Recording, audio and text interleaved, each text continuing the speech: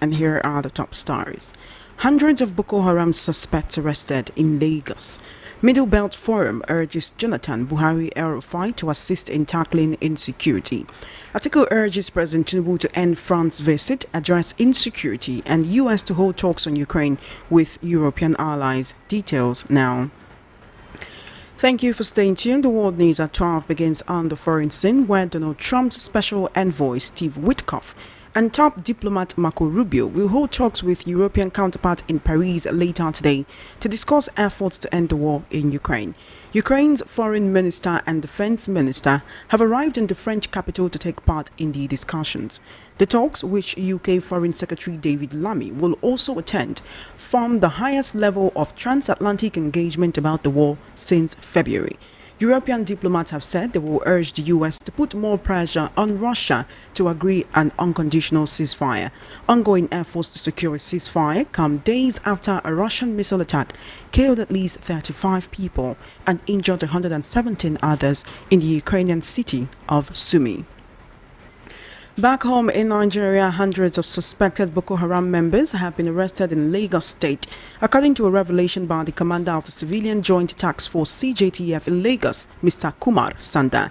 He made the revelation on Wednesday while speaking at an award ceremony in Lagos, where he highlighted the CJTF's ongoing efforts to prevent the infiltration of Boko Haram insurgents and bandits fleeing the north into Lagos. At the event, Kumar received the Best Security Group in Lagos award from the Nigerian human rights community. According to the CJTF commander, arrests are regularly made at trailer parks, quarries, markets and other locations where people from the north are known to gather upon arriving in Lagos. He affirmed the CJTF's commitment to upholding the mandate of the Lagos state government to ensure the state does not become a haven for insurgents escaping military operations in the north.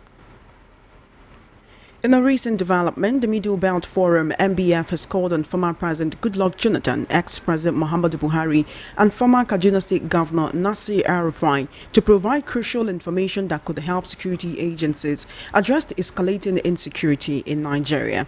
The MBF's Publicity Secretary, Dr. Isuwa Dogo, made this appeal during an interview. He stated that all three leaders at various points in their tenure made statements or took action suggesting they have knowledge that could assist in identifying the masterminds of violent attacks plaguing the nation.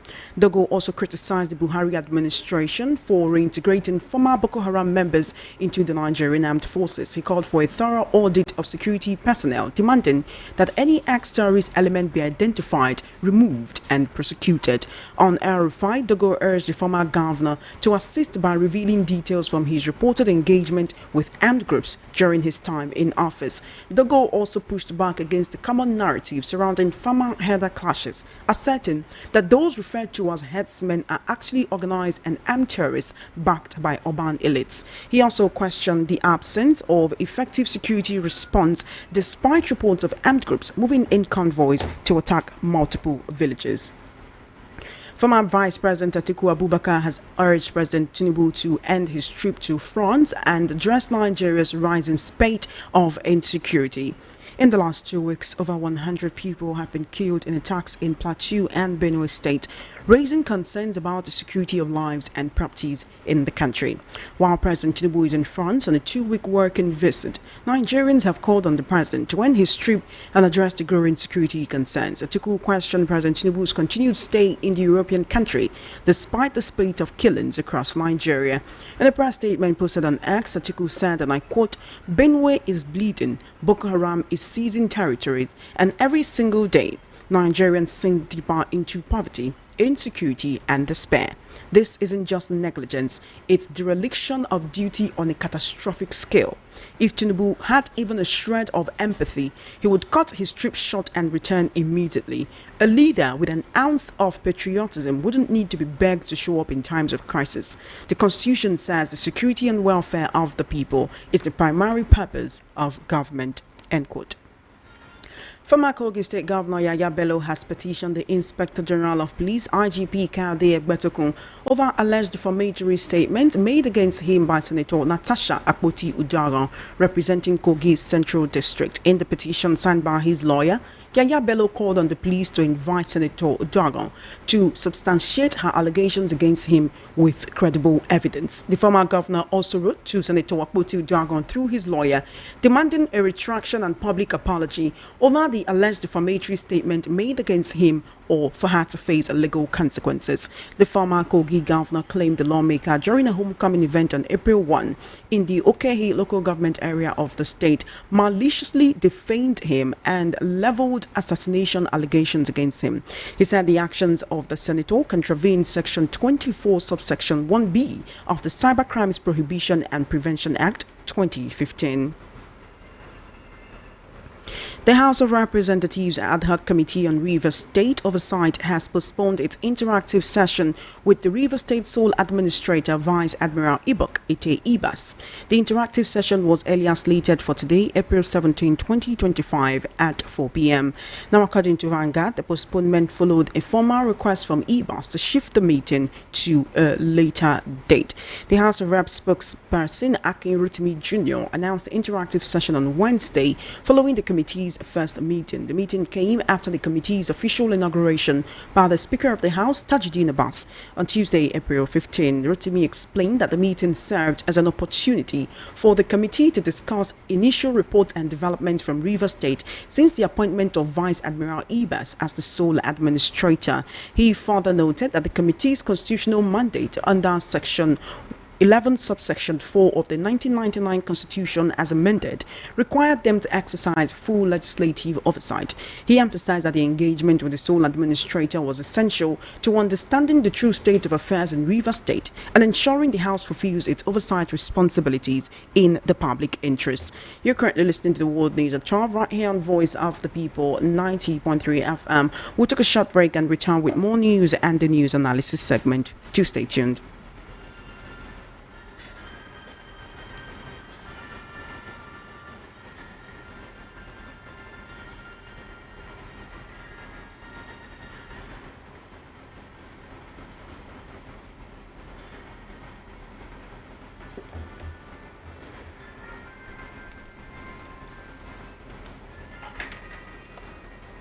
Welcome back. You're still listening to the World News at 12, right here on Voice of the People 90.3 FM.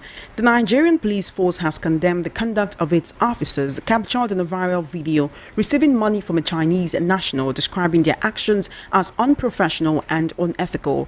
The incident, which has sparked widespread outrage online, prompted the force headquarters to identify the officers involved and initiate disciplinary proceedings. In a statement issued on Wednesday and signed by First Public Relations Officer ACP Olumuyiwa Adejobi, the police emphasized its commitment to upholding professionalism and maintaining public trust. Now joining me to discuss issues on the World News at 12, I have a political and national affairs analyst, Mr. Lawal Ekundaya. Always a pleasure to have you here. Good afternoon. Good afternoon. How are you doing today, sir? Yeah, well.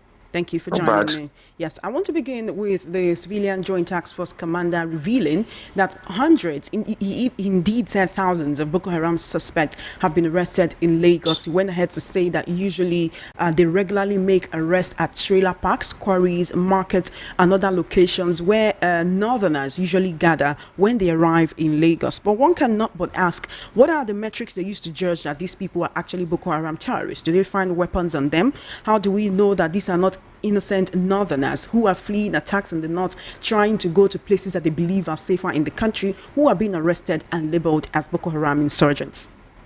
Yeah, thank you for having me. I'll start by saying that it's a good thing that we are hearing that they are arresting Boko Haram suspects.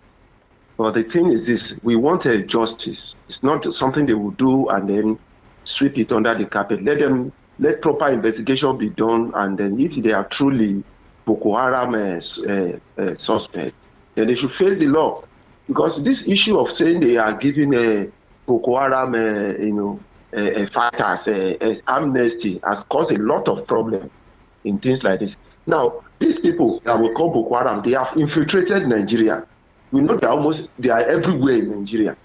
So the government stepping up to say that they are arresting, is a good development.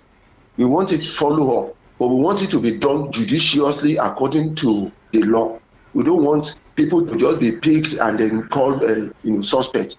So that's just my worry. My worry is that the justice may not be concluded. It may just, stop at a point, and then we don't hear anything about it. We want it to be, concluded, investigation to be concluded about those whom they have arrested, so that Nigerians will know. That is what I have to say about that. But it's a good development that they are arresting Boko Haram suspects, because we know they are everywhere. They are everywhere. All these killings, like all over the place, terrorists attacking. Before, what they will do is to infiltrate your area with people who are not armed. Those people who are not armed will give information to those people who are armed before they will come and attack. For example, if you want to attack a village, are you with me? I'm with you, Mr. Akundayo. Hello? Mr. Akundayo, I can hear you. Please go ahead. Okay. What I'm saying, in a village that they attack all over the country, for example, the one that they did in Benin, what they will do first is to send innocent informants. They will send informants. The informant looks like innocent people. They will go. They will give the one that carry weapon. They are the one that will give the one that will carry weapon to come and attack the village information about what is going on in the village. So they will tell them when the people are, at alert, and then the ones that will now come and attack, and then they will now, cause problem and kill whosoever they want to kill, or arrest, or kidnap people they want to kidnap. So arresting those Boko Haram suspects is a good development, because those ones can be their informants. They always look innocent, as if they are not, like it's normal. They are just innocent people. Then they will not give the one that will come and attack the information that they need to come and attack. So it's a good development that they have been arrested in Lagos State. Thank you very much. Thank you so much, Mr. Akundayo. I'm with you, sir. I'm with you. Yeah. But here's something else. Yes, here's something else that we need to look at, because we need to look at all angles of the situation. It's not enough to just say, oh, it's good that they are being arrested, which is why I asked the question, how do we know that it's not actually the victims that are being profiled as Boko Haram members? But on the other hand, we need to also look at the incursion of these terrorist elements into the southwest region of the country, which some people believe is relatively calm, because we've had people saying, oh, thank God I'm not in the north, thank God I don't have any business there, this insecurity, nothing concerns me. But now knowing that these people are steady making their way into the southwest region. Now it's not just Lagos. Recently there was news that certain university students were abducted, about 10 people traveling through the Benin Ore Road at the Ondo section. They were abducted by unknown gunmen, bandits, terrorists. We literally don't know who these people are. Amotekun has been on high alert, going into the forest in the southwest region of the country and fishing out these people with their arms and their ammunitions. Isn't it time for Nigerians to actually stand on their toes and continue to call for an end to insecurity, knowing fully well right now that no region of the country seems to be safe from these attacks? Thank you very much. Now, let me tell you something. That's why I said there are two types of this these Boko Haram elements, or the terrorists. There are two sections of them. The first section are the informants that will infiltrate wherever they want to operate. Those ones will come in as innocent, infiltrate them. You get it, as if they are normal people, and then those ones will not be the one to give information to those that the second part of the terrorists. They are the one to give them information so that they will now come in and then attack the people. Now it is time for Nigerians, to be more proactive. That is, you have to be more cautious. Every area you are, don't depend on government, because government cannot do it alone. The first thing about government is for them to secure themselves before they secure the people. That's one thing with the Nigerian government. Nigerian government will think first about securing themselves before they secure the people. So you see many police with well-armed, with enough equipment, following them all over the place as their own entourage before they will not think about the people. Now, the people need to be proactive. We need to begin to be alert.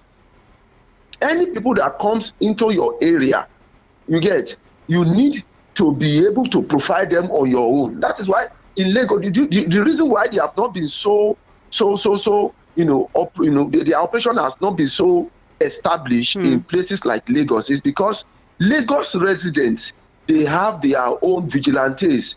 They have their own security that are mapping each area. To get to one estate, is that they have their own security in that estate. If you are going in, they will scrutinize you first before you enter the estate. If you are coming into some areas that are not estate, you see in the night, they have their own security that will look at you and see whether you are. That's why it's difficult for them to infiltrate this area so easily like that. That's why they are sending informants in to be able to see the weaknesses of the people before they can do what they can do. Now, the thing is Nigerians need to be proactive. And I'm advising the people in the north who are facing all these things that they don't need to wait for the government. They need to put, to put the issue of security as paramount. So literally, just like the Plateau State Governor said, defend yourselves, just like the DSS Director General said, come to us, we'll tell you how to defend yourselves. Are you saying people in Lagos and other parts of the Southwest should also be walking about with defensive weapons just in case? See, when you are talking about defending yourself, there are two ways by which you defend yourself. The first one is the non-armed defense, in which you need information. When you have enough information, before the terrorists can get to you, you're already informing the people. You get it, and they are already prepared. That is one aspect. The other aspect is the one you are talking about, is the weapon. You get it? So there are two things about it. Now, I will not say the people cannot harm themselves, cannot harm themselves when it comes to securing their area. But that's why I am one of the people who are, agitating that the government should, give the government should allow the people to carry light arms. You get? They should allow Nigerians to have license to light arms. You get? Because when you have license to that, then the people who have the license can always be at the forefront to be able to secure the area. That's one of those things. Okay, look at what happened in Plateau and Benue. Before they call the security people, those people, the bandits have done what they want to do, and they go. And the question is, where are these bandits getting their weapons? Where are they getting their weapons? So, and the governors have to realize this, that the people need to secure themselves, because before the government will come, things will have gone out of hand. So, that's why I support state police. I support local government police, because if states have their own police, those police will carry weapons. Then the governor can call. The people can call the governor. The governor can call the operatives to come quickly and safeguard the people before the federal government will bring his own. Even the local government is supposed to have their own police that will carry arms. So when the local government have their own police to carry arms, they will secure each local government. Each one will secure their own area. So what the governors are saying is right, because they can't be looking at their people being killed as if they are chickens. And then the people who kill them, the bandits, they keep escaping. Unfortunately, it looks like that's what is happening. That before you know it, you'll be hearing they give them, they call them repentant Boko Haram. They will be repentant. They will even give them some resources, and then they will release them into the same community where you have killed people. And the people you killed will be looking at you, that this person, I saw him so time as part of those people who did that. A lot of things is happening. It's quite unfortunate, Mr. Ikundaya. The Middle Belt Forum is urging former Presidents Goodluck Jonathan, Muhammadu Buhari, and also former Kaduna State Governor Nasir El-Rufai to assist in tackling insecurity. Now, all of these is based on certain premises, right? The Middle Belt Forum Publicity Secretary said that, when Jonathan was in office, he said it in the media that they know those who are hosting Boko Haram and other insurgents, that his national security advisor said so. He is asking, why can't Jonathan tell the government who those people were or are at that time, and if they are still in government or wherever they might be, to get them? Now, on El-Rufai, he says El-Rufai can volunteer useful information that can help to address the rising insecurity. He also says when the media reports it as a herdsmen clashing with farmers, that there are no herdsmen-farmer clashes. The people called herdsmen are simply terrorists funded by enlightened people, politicians, and others living in the cities. Now, I'm quoting him verbatim. He says, these so-called Fulanese are employed and armed. You see one person alone with an AK-47. Is it only on farms that they kill? No. But here is the thing. We are calling on former president and former governor to come and help end insecurity. Meanwhile, the incumbent president, way back in 2014, when he was campaigning against former president Goodluck Jonathan, he had a whole lot to say, talking about how if Jonathan cannot end insecurity, that means he cannot protect Nigerians. Now he's on the seat, and it seems to be radio silence, to the extent that the Middle Belt Forum has to call on former presidents to come and help end insecurity. What can they do now that their former president, that the incumbent, cannot do? I'm flabbergasted with that call. I'm flabbergasted. You know why? Because when it comes to security, it is the security agencies that are supposed to do that, not the former governor or former president. For you to call on former president, it doesn't make sense. What about the DSS? What about the SSS? What about the police? What about the military intelligence? Why are you not calling all these people to come and explain what are they supposed to do? Because they are the ones that are paid to do all these things. So why are you calling on the past head of state? He also got information from somewhere, from maybe it's this SSS and the DSS. But the thing is this. At this, what are our reps? What are our reps doing? It is their duty to make laws and checkmate the president and the executive. It is the duty of the reps, where the House of Assembly, the National House of Assembly, and the Senate, to look at what the president, the executives are doing. A lot of people believe that they are rubber stamp and in the pocket of the executive, and so they cannot do anything against the executive. So there usually are no checks and balances. That is the problem. It is not about the ex-president. It is about our structure, the government, the structure of this country. You get? Because how can you tell me that some people, a group of people who's supposed to monitor the other group, is a rubber stamp to the other group? Then do we have a government? No, because there's no check and balance. Now it is these reps that are supposed to be calling the DSS, supposed to be calling the SSS, supposed to be calling the military intelligence, to ask them what they are doing about all these things. The governors that are the governors forum, they're supposed to be calling on the SSS, calling on the DSS, not calling on the past presidents. The past president is not a security operative now. He got the information from somewhere. So, and the present government has all the power to get the information. They can travel as far as many states to get somebody like Kanu and put him in detention. You get across many countries. So to a country as far, how many countries are we? You were able to get him and bring him back. Why can't they get those ones that are already in the country? So a lot of things is happening, and I seriously blame our reps. I blame them because they are not proactive in their jobs. They are not doing what they are elected to do.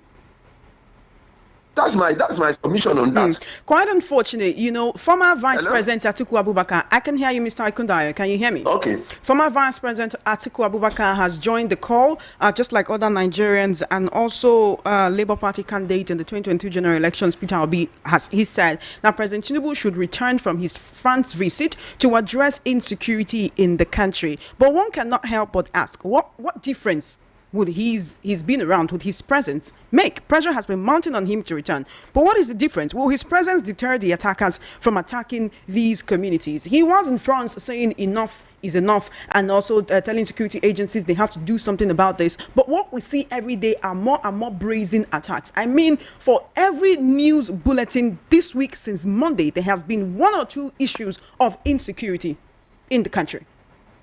Yes, and the president is not in the country. Nigerians are wondering. Hello? I can hear you. I said many Nigerians are wondering that passion at which the government, condemn the Uromi killings, that passion is not there now. The moment that Uromi killings are said, the passion they use in that Uromi killings, that passion is not in the other ones that have happened subsequently after the Uromi killings. People begin to wonder what exactly is going on here. So, hello, can you hear me? I can hear you, Mr. Ikundayo. I can hear you, sir. Because your line is cracking, that's why. I can hear you so much better. Can you hear me now? Yeah. Go ahead, please. The passion at which the government and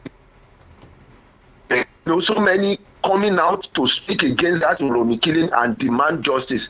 We don't see that passion thereafter. Those ones that occurred after that Uromi killing, we don't see that passion. Nobody's really talking. Nobody's really saying so many things. They just take it as if, well, that is supposed to be normal. Why the Uromi one is not normal? You get? So even if you call on anybody to come, as long as that person doesn't have that interest of the people at heart, this thing will always repeat itself. It will always repeat itself. That is what we are facing in Nigerians. And Nigerians should begin to look inward. You get it? When politicians come to you and they cannot tell you, they cannot defend what they want to do for you, the only thing they offer you is money. They will begin to, with this time, Nigerians begin to think twice that such leaders are supposed to be stoned. Such politicians are supposed to be stoned. Don't even bother to collect it from them. Stone them so that people will see that we reject these things. Because this is what we are facing now. This is what we are facing. We have SSS, we have DSS, we have the military intelligence, we have the police intelligence, we have the civil defense, and all these things are happening. And nobody is saying anything. It's only the governors that are speaking. This civil defense, they protect government properties, and this is like a pipeline. This pipeline passes through all these villages, and then you want to tell me that if they are manning all these pipelines, are they not going to man the villages that are around that pipeline? And you are telling me that these villages, bandits are killing them, and these civil defense are monitoring pipeline without knowing that something like that is happening. There's a lot of questions to be answered. We need answers for in this country, because I don't really understand what is going on. So a lot of next president to come. Why are you calling on next president when we already have a president on ground and he has all the resources to take care to secure life and property in this country, and we are not seeing it? Is it not we should be asking him questions? Why are the governors just asking the president, asking the reps? Maybe they go to a Federal Executive Council meeting. Why are they not talking there? They have reps who come from their states. In this federal, why are they not calling them? Why are they not mentioning their names? You mention the names of your reps who come from your state to the National Assembly and the Senate, and then you call them out. You call them out to come and speak because they represent the people. And it's only the governors that are talking. So you see, there's a lot of things that are happening in this country that we don't even understand. It's like there are two Nigerians. The Nigeria for the elites and the Nigeria for the common people. That's what I think.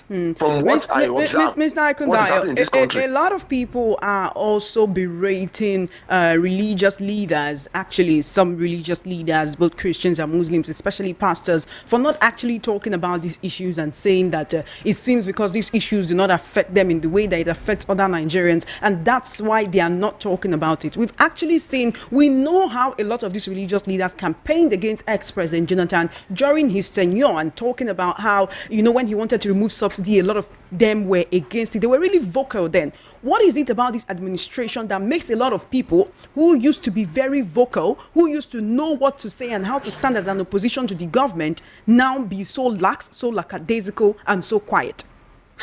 It shows that the people were deceived along. They were deceived, and they are still being deceived, because all these religious houses, people go to these religious houses, and then you see your pastors buying private jets and then having convoy. Some of them even preach from, they preach from a foreign country that are doing well and preach to you from there. They are not part of you here. The people need to wake up. That is the problem. Nigerians, I don't know what is wrong with us. You get it? I don't know what is wrong with us. We need to wake up. We need to wake up. Faith is personal. Religion is a personal thing.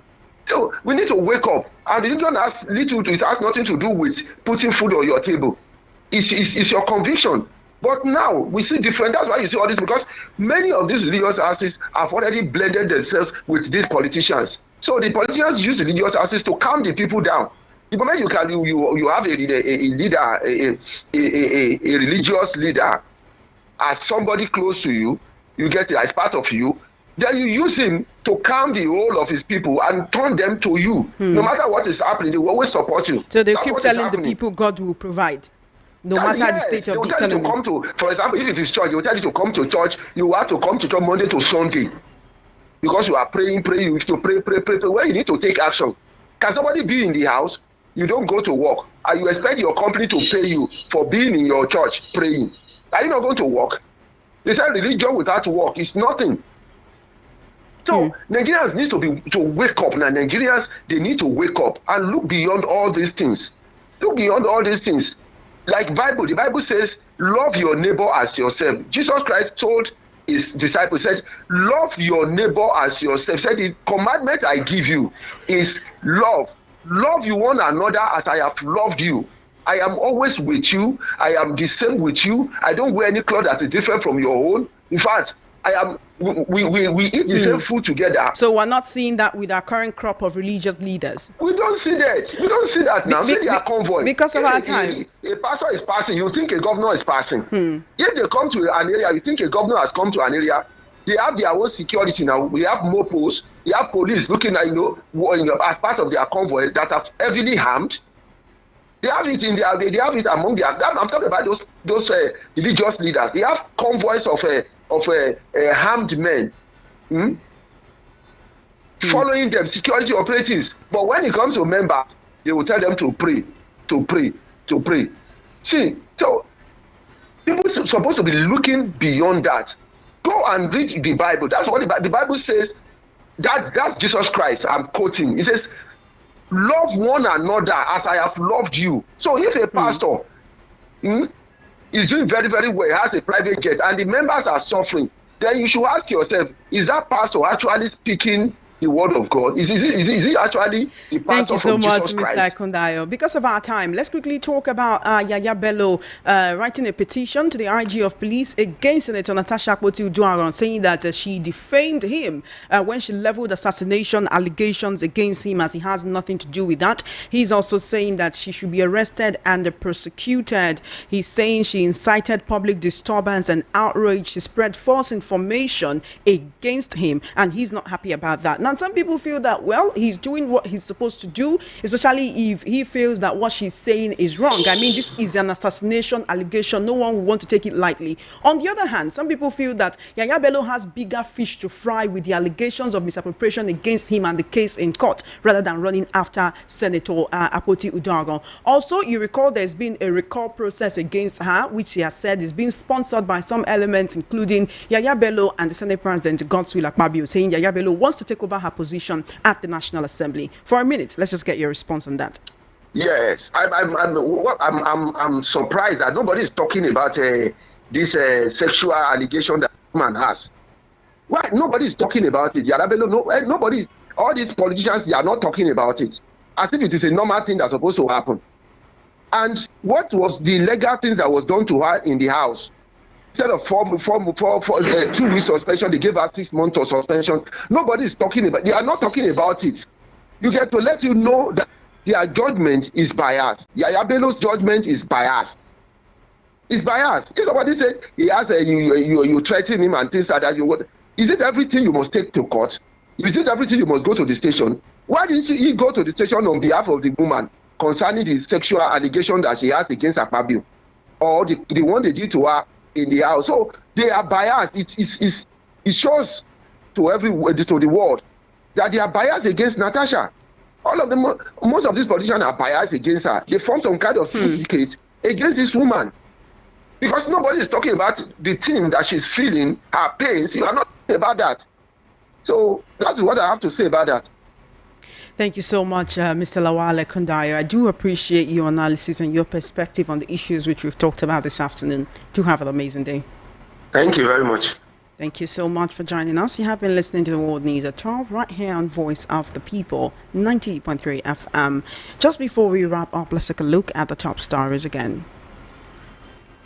You heard that hundreds of Boko Haram suspects have been arrested in Lagos. Middle Belt Forum urges Jonathan Buhari and Rufai to assist in tackling insecurity. Atiku urges President Tinubu to end Front's visit, address insecurity, and the U.S. to hold talks on Ukraine with European allies. That is a wrap on the World News at 12. My name is Chioma Innocent. Please follow our social media handles at VOP903FM for coverage of your live event and brand news mentioned on our news bulletins. Do send a mail to news@voiceofthepeople.ng. Good afternoon and thank you for listening.